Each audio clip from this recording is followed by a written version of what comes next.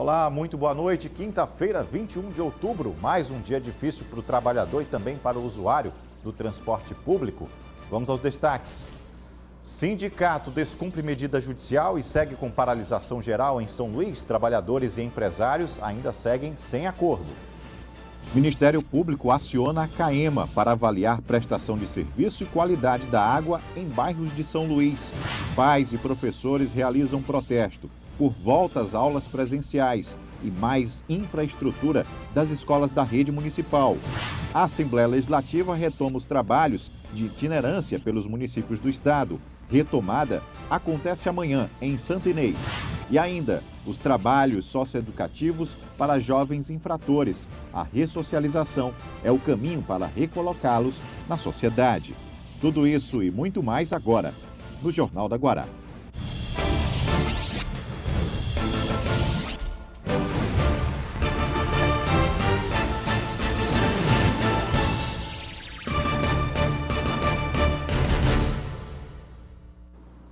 O assunto que abre a edição desta quinta-feira, sem ônibus na capital maranhense, é a falta d'água. A constância na falta de abastecimento, a dificuldade de água nas torneiras de vários bairros e o principal, a falta de solução imediata, diante de um problema de anos que sempre foi pauta em nossos telejornais. Vamos mostrar mais uma vez o Ministério Público abrindo investigação para apurar o serviço executado pela CAEMA, além do pedido do mapeamento do abastecimento da cidade, foi pedido também o controle de qualidade da água fornecida para consumo aqui em São Luís.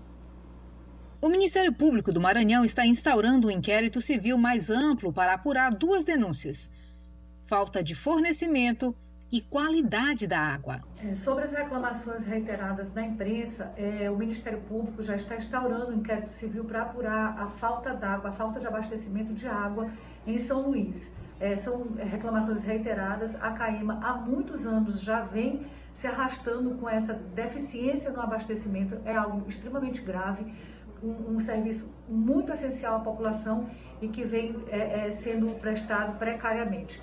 A instauração do inquérito para apurar o serviço prestado pela Companhia de Saneamento Ambiental do Maranhão, CAEMA, foi motivado pelo abastecimento insuficiente em diversos bairros da cidade. Fora esse aspecto, também chegou ao Ministério Público uma denúncia a respeito da qualidade da água em dois locais aqui em São Luís, que é imprópria, completamente imprópria a consumo por presença total de cloriformes fecais. Então, diante desse quadro, o Ministério Público, nós da Promotoria do Consumidor, decidimos instaurar um procedimento, um inquérito civil mais amplo para apurar essa qualidade, a falta de abastecimento e a qualidade da água que está sendo fornecida em São Luís. A titular da 2ª Promotoria de Justiça de Defesa do Consumidor de São Luís, Lídia Cavalcante, solicitou à empresa o mapa do Sistema de Abastecimento de Água de São Luís e documentos expedidos pela Secretaria de Estado do Meio Ambiente e Recursos Naturais em favor da CAEMA e também um relatório atualizado sobre o controle de qualidade da água fornecida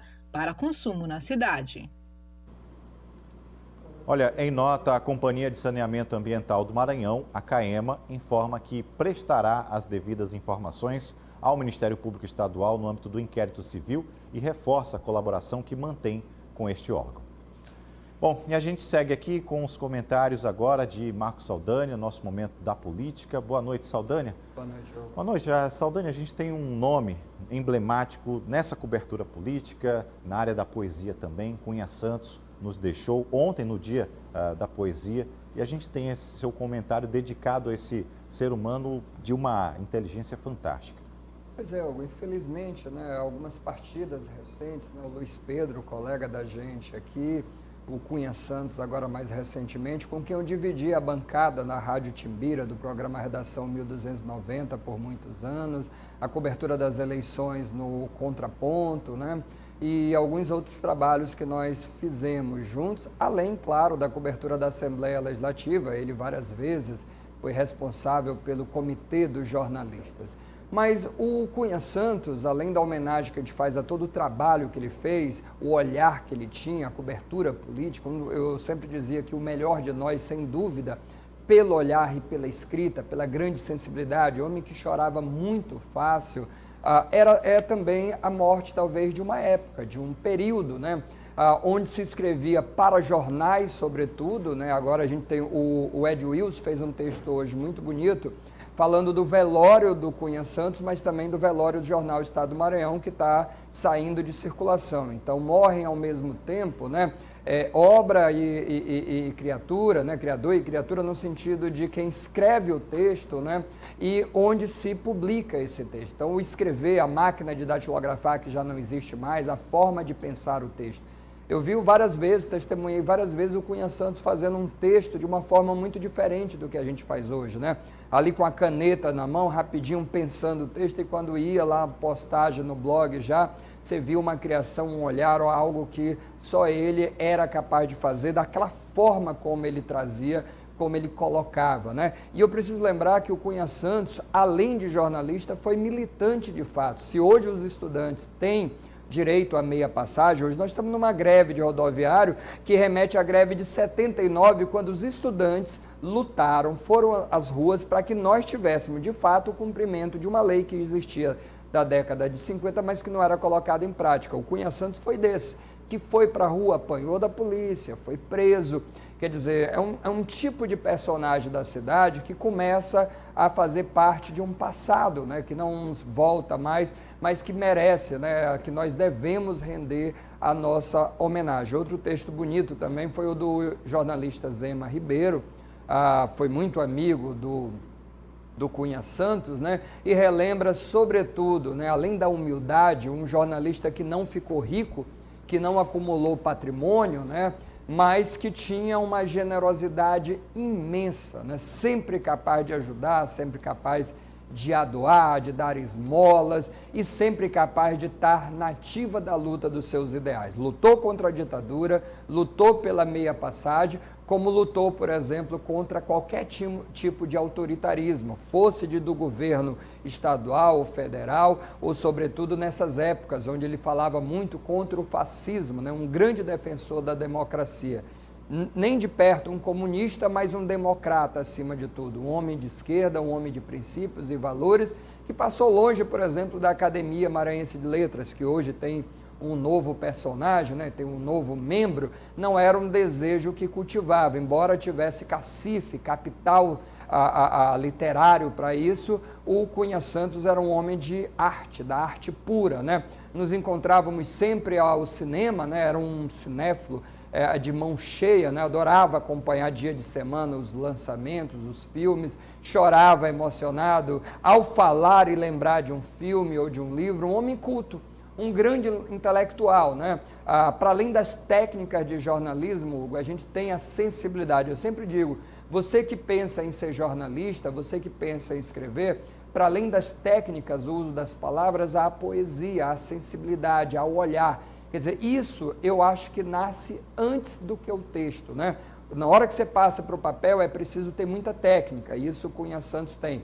Mas antes de chegar no papel, existe o olhar sobre o que você vai falar, do jeito que você vai falar. Então, eu acho que esse legado do jornalismo é o que fica de fato, e os novos jornalistas e aqueles que aspiram a ser jornalistas não podem ignorar o Cunha Santos, nem podem desmerecer o Cunha Santos à condição, por exemplo, do alcoolismo, que ele sempre admitiu. Há uma arte que é muito maior do que isso, e para quem escreve, se tem uma coisa que vale a pena, é que a sua memória fica aí registrada para ser estudado, o seu legado fica aí vivo para todo mundo. Todo mundo aqui está sentindo muita falta de mais esse personagem que o Luiz Pedro costumava dizer, né? Esse é um dos santos da minha devoção, Cunha Santos, e vai em paz. Obrigado, Saldanha. Uma ótima noite para todos nós. Obrigado. Seguindo, e agora falando sobre a retomada das aulas na rede pública municipal. Já estamos há pouco mais de 2 meses para o fim do ano e a Secretaria Municipal de Educação ainda não conseguiu retomar com as aulas da rede. São 260 escolas do município, deste quantitativo, apenas 13 estão com aulas presenciais e com alternância de grupos. Para que todo mundo entenda, existe um problema de infraestrutura com as demais escolas e que andam a passos lentos na solução dos problemas.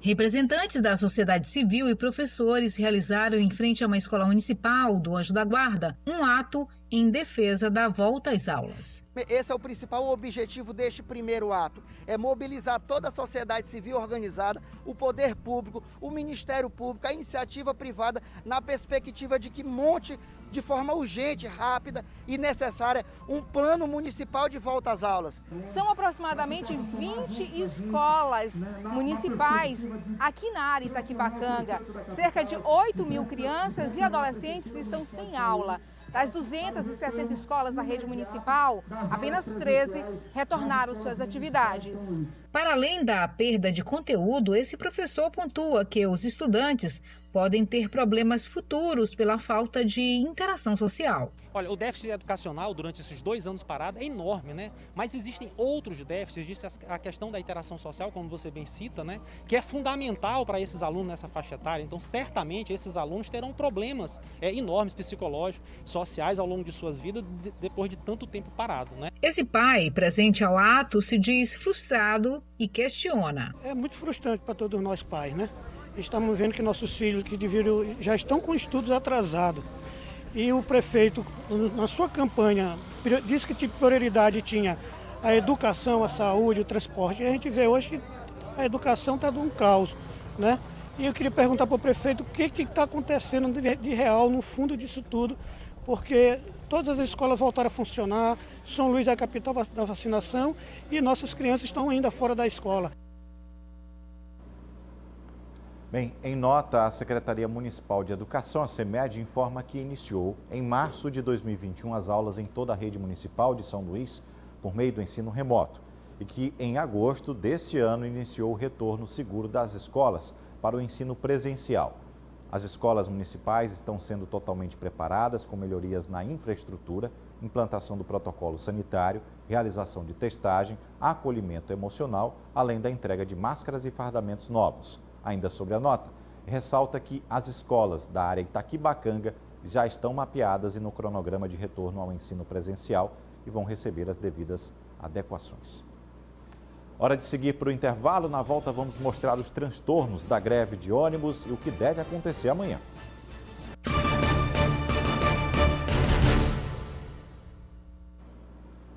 A população de São Luís amanheceu sem a prestação dos serviços no sistema de transporte público, conforme antecipadamente anunciado pelo sindicato.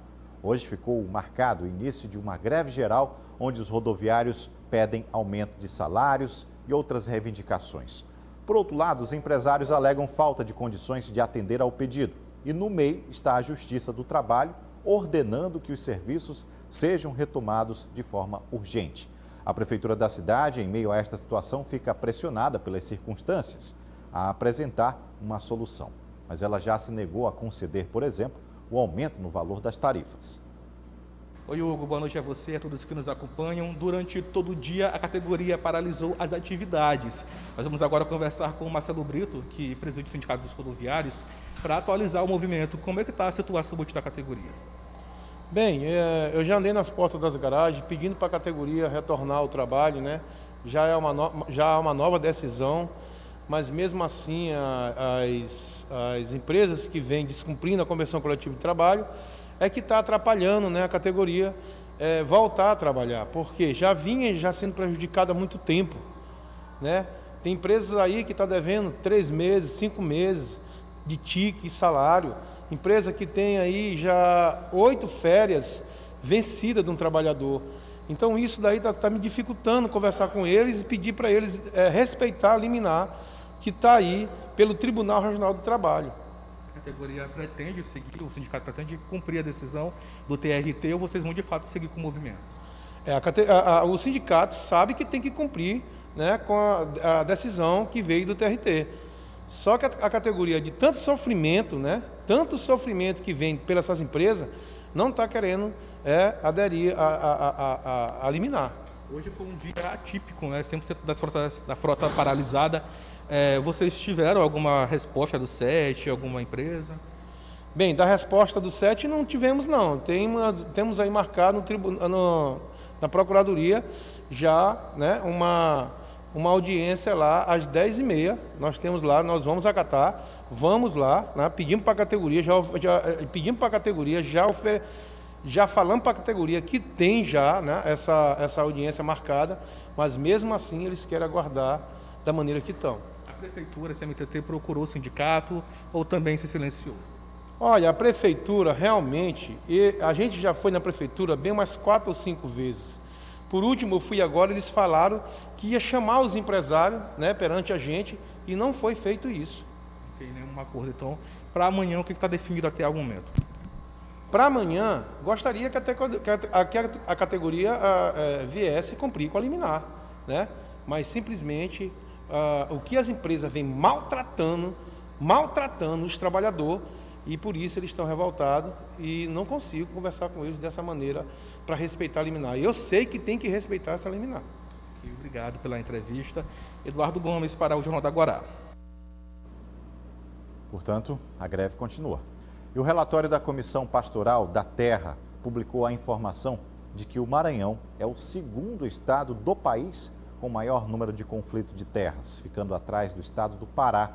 As comunidades quilombolas no estado são as mais afetadas pela violência gerada pela disputa de terras. A violência no campo passa por despejos, expulsões, ameaças, invasões, ações de pistolagem e às vezes até morte. Na raiz desse conflito está, na maior parte, a grilagem de terras em diversas regiões do estado.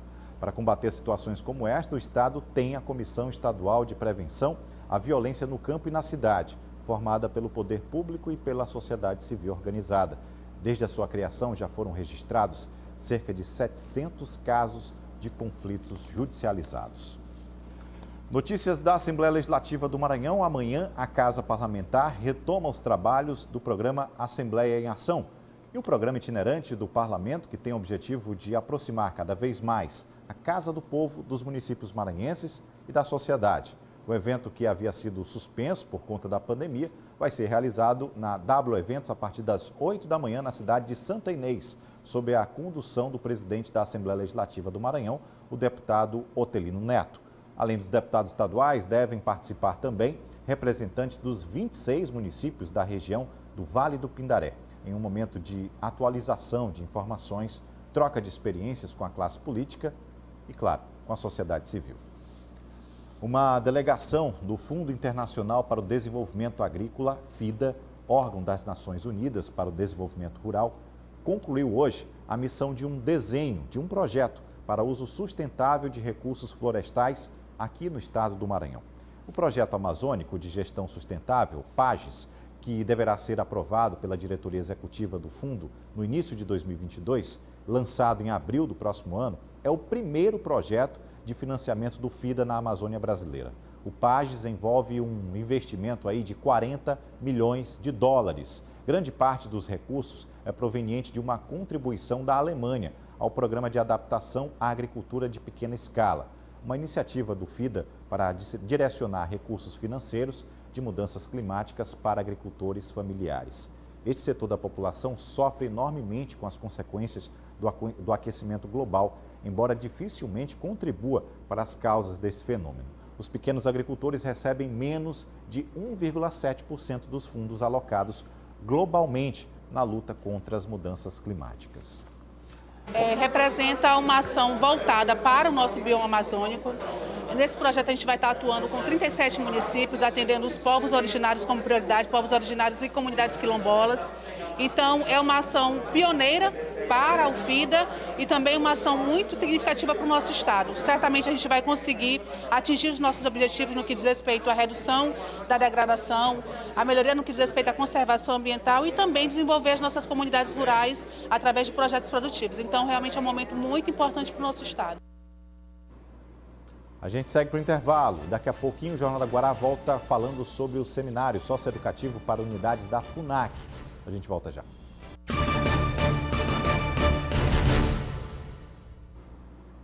Estamos de volta e falando sobre ressocialização. A FUNAC está promovendo mais um seminário da socioeducação. São atividades que incluem mesas redondas, minicursos, oficinas, várias outras atividades que vão impactar positivamente na vida dos menores infratores. Em frente à tela do computador, essas adolescentes aprendem novos conhecimentos. Hoje foi dia da aula de informática e saber como funciona uma planilha de Excel. As atividades são desenvolvidas nesse Centro Socioeducativo Feminino da FUNAC, que atua com medidas de ressocialização para menores. Até esta sexta-feira, outras atividades e rodas de debate serão realizados pelo órgão, durante o 2º Seminário de Socioeducação do Maranhão. A ideia é mobilizar todos que atuam nesse sistema para produzir ainda mais conhecimento. O objetivo do seminário, do 2º Seminário de Socioeducação do Maranhão, ele tem como tema realidade e perspectivas contemporâneas para o atendimento socioeducativo. Ele objetiva trazer para o contexto, para os atores do sistema socioeducativo, seja aqueles que executam ou mesmo o sistema de justiça, trazer para o debate discussões, produção de conhecimentos, relatos de vivência. Então, este seminário ele teve a oportunidade de trazer à tona discussões, inclusive de âmbito nacional, sobre atendimento socioeducativo, de profissionais da área, diretores, técnicos, que vivenciam e que traz para o seminário seus relatos de experiência, de como é a sua prática no âmbito das unidades de atendimento. Então, a nossa intenção é essa, No Maranhão, existem 12 centros socioeducativos da FUNAC. Nesses espaços, 280 adolescentes atualmente cumprem medidas restritivas de liberdade, internação ou internação provisória. Por ano, 1.600 adolescentes cumprem essas medidas. São menores que geralmente se envolvem com membros de facções criminosas e conflitos sociais. A FUNAC atua com cursos e atividades de ressocialização para reintegrar esse adolescente na sociedade. Olha, a FUNAC executa uma política pública fundamental para a sociedade, porque ela trabalha com adolescentes, a missão dela é executar as medidas socioeducativas para os adolescentes que foram sentenciados pela prática de ato infracional. Então, a instituição, ela vai fazer todo um processo de reeducação desses adolescentes, de trazer para esses adolescentes a necessidade de cumprir regras, de cumprir normas, da disciplina que é necessário, de garantia dos direitos. Muitos dos adolescentes, às vezes, só acessam serviços públicos quando eles são admitidos no âmbito da FUNAC. Olha esta informação que foi publicada no Diário Oficial da União hoje. Está proibido o sacrifício de cães e gatos pelos órgãos de controle de zoonoses, canis públicos e outros estabelecimentos oficiais similares. O objetivo é proteger os animais que são recolhidos da rua por essas entidades e estimular a adoção e resgate por entidade de proteção dos animais. Em caso do descumprimento, o infrator estará sujeito às penalidades previstas na Lei de Crimes Ambientais. Ainda falando em proteção animal, o que não se vê por aqui no Maranhão, um homem foi preso após afirmar ter matado uma onça preta. O fato aconteceu na área indígena Araribóia, na cidade de Arame. O caçador divulgou o vídeo nas redes sociais, segurando o animal. Segundo pesquisadores, a espécie está ameaçada de extinção. O suspeito foi encontrado com o couro da onça abatida, 2 armas de fogo e munição utilizadas aí na prática de caça. O caçador permanecerá à disposição da Justiça e o inquérito vai prosseguir. Bom, e a última informação do dia é o resultado das eleições da Academia Maranhense de Letras. O governador Flávio Dino foi eleito para ocupar a cadeira número 32 em substituição à do seu pai, o intelectual Sálvio Dino, que faleceu ano passado, vítima da Covid-19. Estas foram as nossas informações desta quinta-feira. Para você, uma excelente noite. Amanhã tem mais. 18h45, o Jornal da Guará de volta aqui para você. Tchau.